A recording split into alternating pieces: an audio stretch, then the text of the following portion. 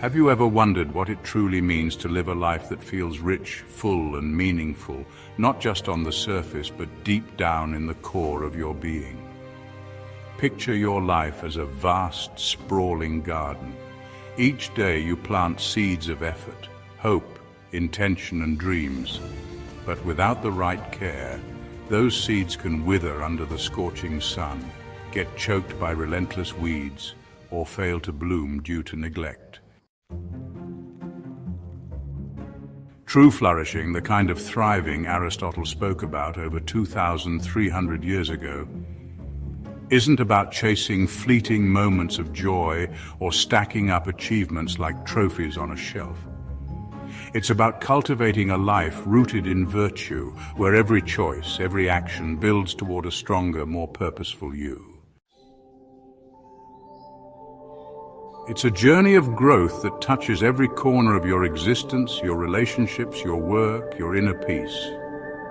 Welcome back to Aristo Soul, where we take Aristotle's timeless wisdom and weave it into the fabric of your everyday world to help you grow, lead, and live with intention.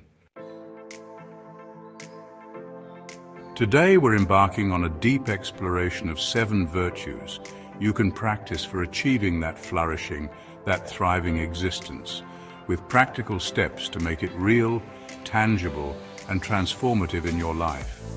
These virtues, drawn from Aristotle's philosophy, particularly his concept of Eudaimonia, the good life, will guide you toward a balance of strength, connection, and fulfillment that lasts. And here's the big one: stick with me to the end, because the last virtue is the most important, the one that could unlock the deepest, most profound level of thriving for you, tying everything together in a way that might just change how you see your entire life. So grab a notebook, find a quiet spot, pour yourself a cup of tea or coffee if you like, settle in, and let's tend to that garden together, step by step, virtue by virtue. First, let's start with courage, the spark that ignites your journey toward flourishing. Courage isn't just about facing danger with a sword in hand or leaping into the unknown without a second thought. It's the quiet, steady strength to step into the uncomfortable, to face your fears head on when life presents you with challenges that test your resolve. In Aristotle's view, courage is the foundation of a flourishing life.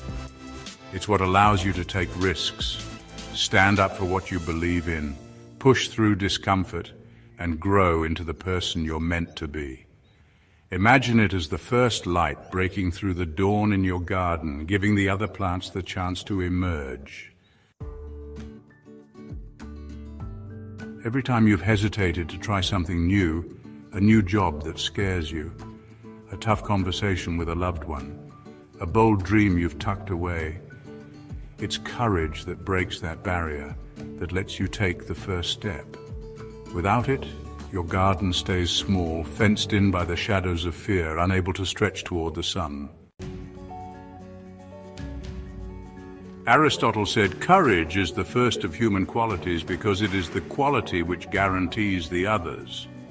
That's from his reflections in the Nicomachean Ethics, Book 3, where he saw it as the bedrock that supports all other virtues, the starting point that makes wisdom, justice, and generosity possible. It's the spark that turns hesitation into action, the willingness to act even when your heart's pounding and your mind's whispering doubts. So, how do you practice courage in your life to start that flourishing process? Let's break it down with some detailed steps you can follow. First, identify one fear you've been avoiding.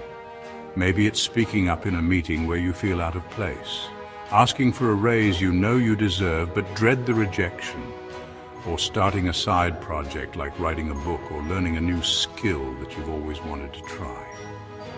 Take a moment this week to sit down, think it over, and pick one specific fear to confront. It's about choosing something real, something that's been holding you back. Next, Break it into manageable steps. Write out a simple plan with at least 3 stages, like researching what to say, practicing it with a friend, and then scheduling the actual moment to act. And commit to taking the first action within 48 hours to build momentum before the doubt creeps back in. Then after you've done it, celebrate, take a moment to reflect on how it felt. Maybe treat yourself to a favorite meal or a walk in nature and jot down what you learned in a journal or on your phone to reinforce that courage muscle.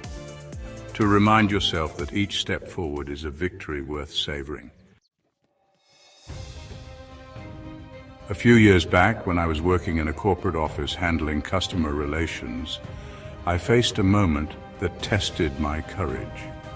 I'd been overlooked for a promotion despite my hard work, and I knew I had to confront my boss about it. The thought of it made my stomach twist. I imagined rejection, an awkward silence, maybe even losing my job over it. For days I procrastinated, rehearsing in my head, doubting myself, but one morning I decided enough was enough. I prepared my points carefully, listing my contributions and the value I brought, practiced with a trusted co-worker, and scheduled the talk. When I walked into that office, my hands were shaking, my voice trembled at first, but I pushed through. My boss listened, asked questions, and while it wasn't an instant yes, we worked out a plan to get me on track for the next opportunity. That experience wasn't just about the promotion. It showed me courage isn't about being fearless.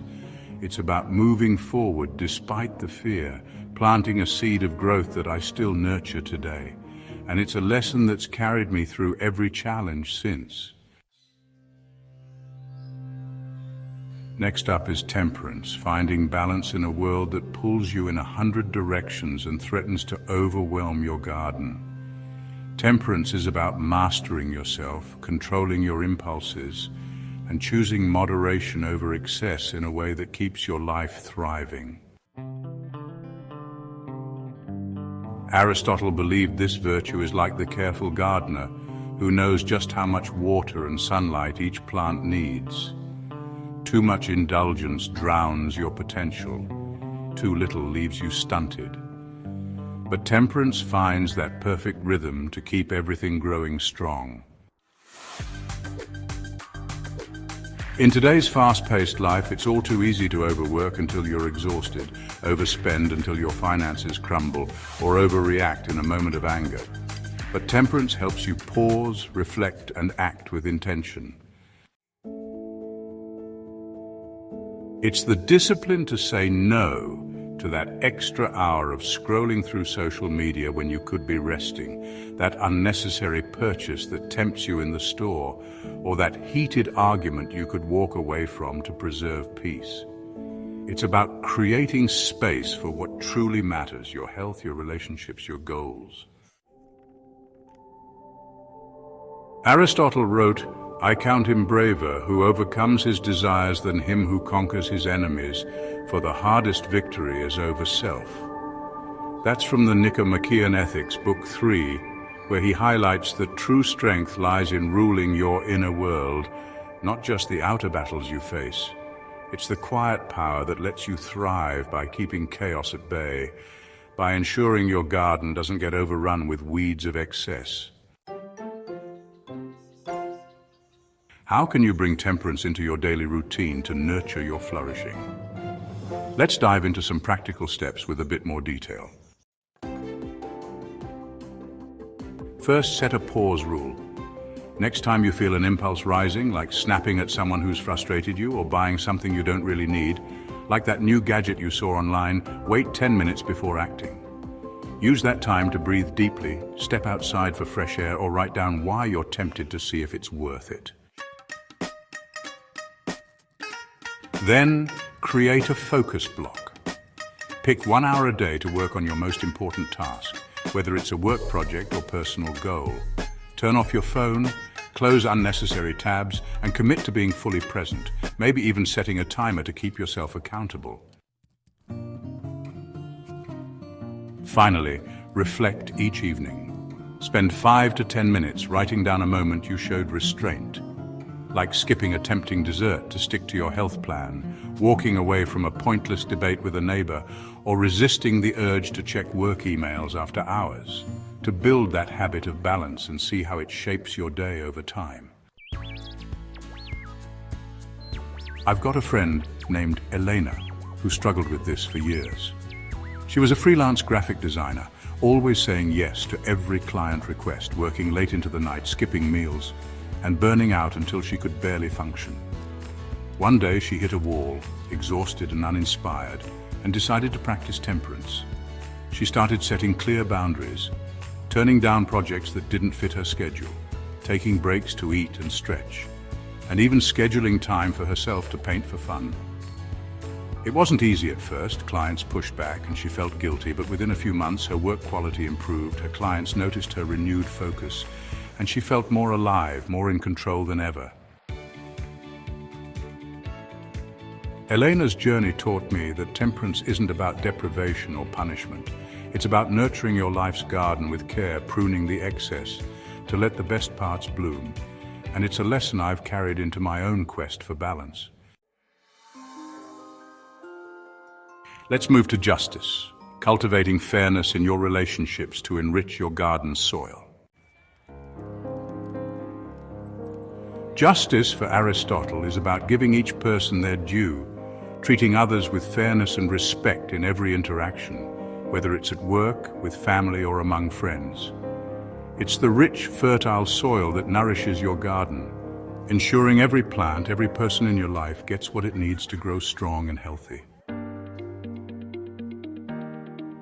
In a world where it's tempting to favor your closest allies, chase personal gain, or overlook those who don't speak up, justice keeps your actions aligned with what's right, building trust, harmony, and a sense of community. Whether it's sharing credit for a team success, supporting a friend who's struggling, or advocating for equality in your workplace, justice turns your life into a thriving ecosystem where everyone can flourish. Aristotle said, "At his best, man is the noblest of all animals. Separated from law and justice, he is the worst." That's from Politics, Book 1, where he argued that justice elevates us to our highest potential, while its absence leads to division and ruin. It's the virtue that ensures your flourishing lifts others too, creating a garden that's beautiful not just for you, but for all who share it. How do you practice justice day to day to foster that thriving community? Let's explore some detailed steps. Start by checking your fairness. Look back at the past week and ask yourself, did I treat everyone equally? Or did I favor someone without reason, like giving more attention to a friend over a co-worker? Take 15 minutes to reflect, write down instances where you might have been unfair, and make a note to adjust your approach next time, maybe by reaching out to those you overlooked. Then, listen actively before deciding something big, like splitting a group task or planning a family event. Ask for everyone's input, create a safe space for quieter voices, and consider their perspectives to ensure all are heard and valued. And finally, give credit where it's due. Next time you succeed, acknowledge those who helped, perhaps in a meeting, a group email, or a personal thank you note. And keep a log of contributions so you can back up your recognition with facts, building a habit of fairness. A friend of mine, Ravi, showed me this in action when he managed a small non-profit focused on community education. He noticed he was giving more attention and praise to his veteran volunteers, the ones he'd known for years, while overlooking newer members who were just as dedicated but less vocal. It wasn't intentional, but it was creating tension. He changed his approach, making sure every contribution got recognized, holding team meetings to hear everyone's ideas, even the shy ones, and publicly thanking new volunteers for their efforts. The result was incredible. His team grew closer. The organization thrived with renewed energy, and he told me it felt like the garden of his work had finally come into full bloom. Ravi's justice reminded me that fairness isn't just a moral duty, It's the root of a flourishing community, a lesson that shaped how I approach my own relationships. Now let's talk about wisdom, watering your garden with insight to ensure every plant thrives. Wisdom, or phronesis, as Aristotle called it, is practical knowledge, the ability to make smart, thoughtful choices that lead to a good life over time. It's not just about memorizing facts or earning degrees, it's seeing the big picture, understanding what truly matters in the long run, and acting with foresight that guides your journey. In your life's garden, wisdom helps you prune the unnecessary, like bad habits or distractions, nurture the essential, like your health or key relationships, and plan for seasons ahead, ensuring your thriving is sustainable through every storm.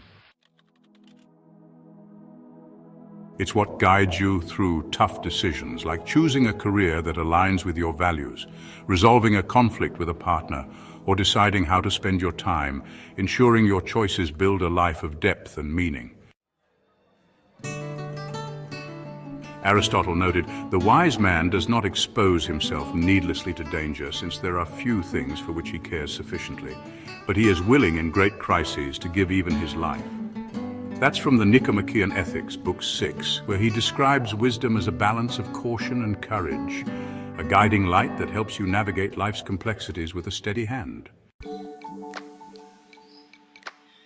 It's the virtue that turns experience into growth, making your garden resilient and beautiful. How do you grow wisdom in your life to water that garden of thriving? Let's dive into some rich, detailed steps. First, learn continuously. Set aside 30 minutes a week to read about something that challenges you, like a philosophy book on Aristotle's ethics, an article on emotional intelligence, or a trend in your field, to broaden your perspective and keep your mind fertile. Maybe join a book club or listen to podcasts to make it engaging. Next, seek guidance. Once a month, talk to someone wiser, like a mentor, an older family member, or a colleague with more experience, and ask for their take on a decision you're facing, like whether to take a new job or invest in a course, taking notes to capture their insights. Then, plan ahead. Before a big move, like moving to a new city, starting a business, or even planning a vacation, run through a what-if scenario. Imagine the best and worst outcomes. Write them down to prepare and discuss with a friend to refine your approach. A friend named Clara, who runs a small bakery, lived this out in a way that inspired me. She was deciding whether to expand to a second location, but the risk, financial strain, and longer hours scared her. She didn't rush in. Instead, she spent weeks studying market data, talking to a business coach who'd been through it, and mapping out a cautious plan with backup options. The expansion succeeded.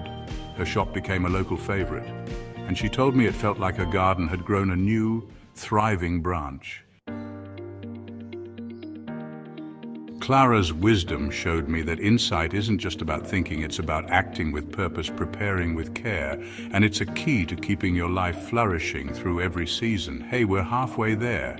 If you're enjoying this journey through Aristotle's virtues and how they can help you flourish and thrive, please hit that like button and subscribe. It keeps me motivated to bring you more wisdom to nurture your soul and your life, and I'd love to have you along for the ride. Let's keep going. Let's move to generosity, sharing the harvest of your garden to enrich everyone's thriving.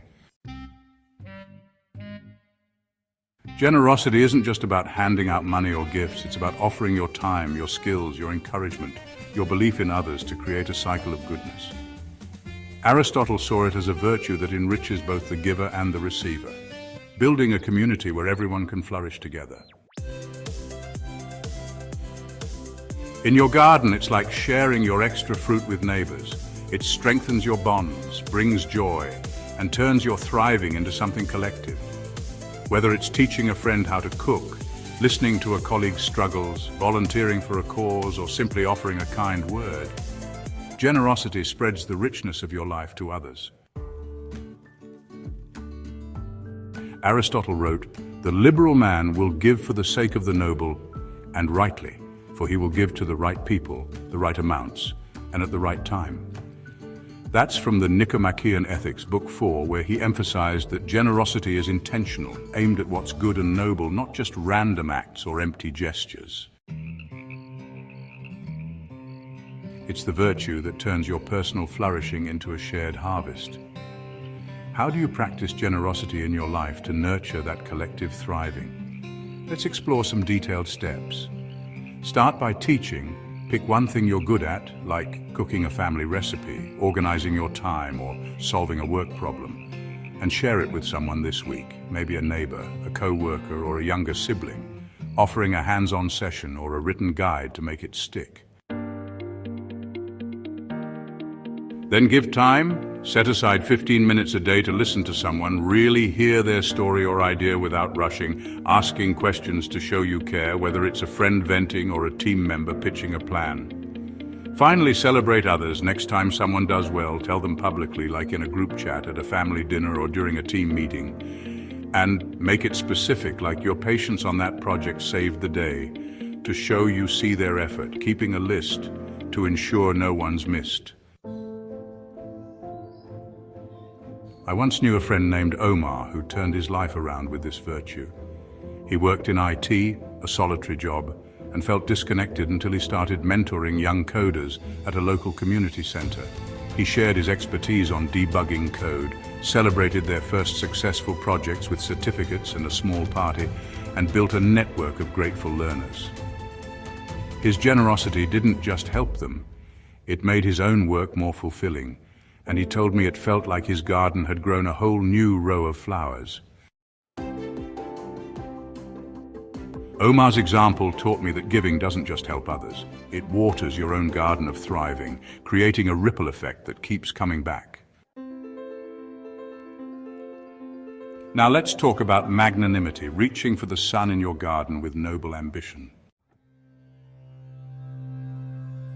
Magnanimity, or greatness of soul, is Aristotle's vision of living with noble ambition and accepting your worth without ego.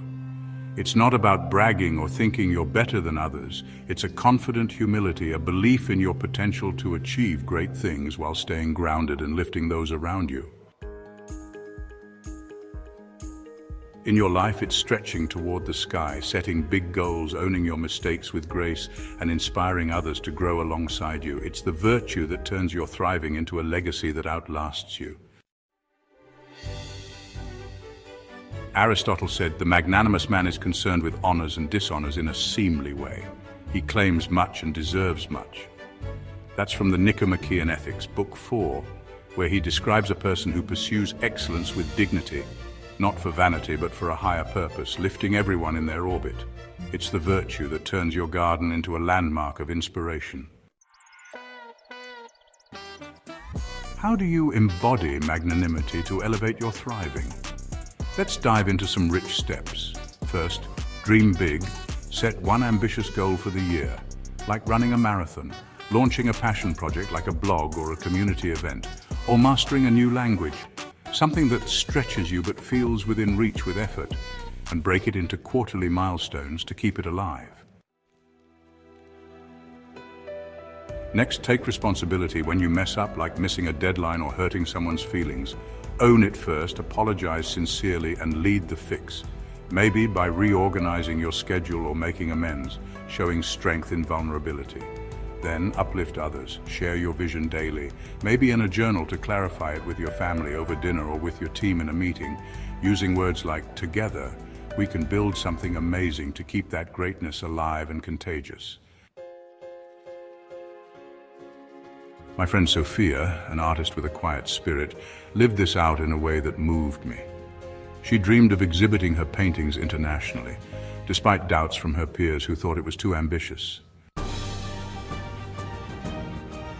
When her first show flopped due to poor planning, she owned the setback publicly, worked alongside her gallery to fix it, and poured herself into a second attempt. That show succeeded, her work gained recognition, and she inspired her artist friends to chase their own dreams. Sophia's magnanimity showed me that reaching high isn't just personal, it lifts everyone, and it's a powerful part of thriving that echoes beyond yourself. Here we are at the final virtue, and like I promised, this one's the most important: prudence. It's like tending your garden with care to ensure lasting flourishing. Prudence, or practical wisdom, is Aristotle's master virtue, the ability to make wise choices that lead to a flourishing life for you and those around you, weaving all the other virtues into a cohesive whole. It's about planning with purpose, balancing risks with your values, and guiding your actions with foresight that earns trust and stability. In your garden, it's the careful tending, checking the soil, adjusting the water, planning for drought that ensures every season yields a bountiful harvest. It ties courage, temperance, justice, wisdom, generosity, and magnanimity together, turning your efforts into a life of true, enduring thriving. Aristotle wrote, "Prudence is that virtue of the understanding which enables men to come to wise decisions about the relation to human goods." That's from the Nicomachean Ethics, Book 6, where he saw it as the art of living well, choosing paths that align with your deepest purpose, your health, your relationships, your legacy. Wow, you've stayed with me this long, thank you. Before we dive into this final transformative virtue, please drop a comment below. Tell me which virtue has struck a chord with you, maybe how you plan to use it, or just say hi. It really helps me keep making these videos for you, and I love hearing your thoughts. So, how do you practice prudence to tend your garden of thriving? First, plan your path. Sit down and sketch a 6-month plan for your life, with goals like learning a new skill, improving your fitness, or strengthening a relationship, breaking it into monthly check-ins, and adjust as you go to keep it relevant. Next, weigh your choices. Before a big decision, like accepting a job offer, moving to a new city, or investing in a big purchase, list pros and cons on paper. Think about the long-term impact over quick wins, maybe even sleep on it to gain clarity. Then seek wisdom. Every few months, talk to someone you trust, like a parent, a mentor, or a close friend who's faced similar choices. Ask for their perspective, taking notes to refine your direction and avoid blind spots. When I was in my late 20s, I worked with a boss named Henry, who embodied this in a way that transformed his company and inspired me. His small consulting firm was struggling with low morale, tight finances, and clients drifting away. He could have panicked or cut corners. Instead, he used prudence to turn it around. He spent weeks crafting a detailed plan, balancing cost-cutting with staff support like flexible hours, and consulted industry friends regularly for advice on market shifts. In a year, the business stabilized, profits grew, and his team thrived under his steady, thoughtful hand. They'd tell anyone Henry was the best leader they'd ever had. Henry's prudence taught me it's the quiet, thoughtful care, the planning, the balance, the seeking of wisdom that makes a life flourish. And it's why this virtue stands above the rest, the key to a garden that blooms year after year. So, there you have it, 7 virtues to practice and help you flourish and thrive: courage, temperance, justice, wisdom, generosity, magnanimity, and prudence. Each one's a tool to tend your garden, turning the soil of your life into a place of growth, beauty, and strength that withstands the seasons. Aristotle didn't just dream up these ideas in some ivory tower. He gave us a map, a practical guide to live well, to build a life that's not just surviving the daily grind, but truly thriving with purpose and connection. These virtues aren't distant ideals floating in the clouds.